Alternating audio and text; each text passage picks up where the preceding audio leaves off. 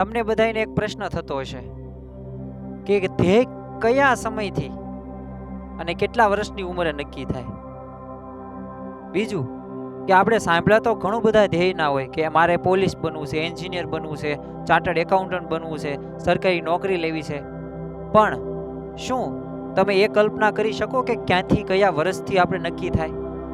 તો આજે એક વ્યક્તિની વાત કરવી છે જેનું નામ છે ગ્રેટ વર્લ્ડ બેસ્ટ મ્યુઝિક, એનું નામ આવે છે. અને મ્યુઝિશિયન છે પોતે.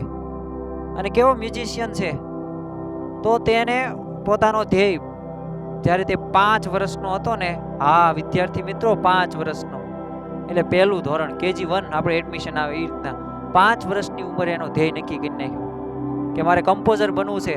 અને કેવો કમ્પોઝર બનવું છે? દેશનો નહીં, વિશ્વનો બેસ્ટમાં બેસ્ટ કમ્પોઝર મારે બનવું છે.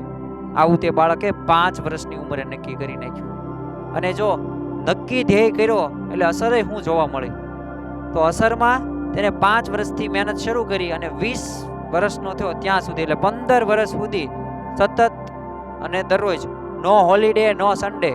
આપણે જો ઘણી વખત રજાયું ગોતવી, થોડોક સમય ગોતવી વાતો કરવાનો, તો આ વ્યક્તિએ મહેનત આટલા 15 વર્ષ સુધી કરી અને દરરોજની 7 થી 8 કલાક, અને બન્યો પણ ખરી best composer of the world.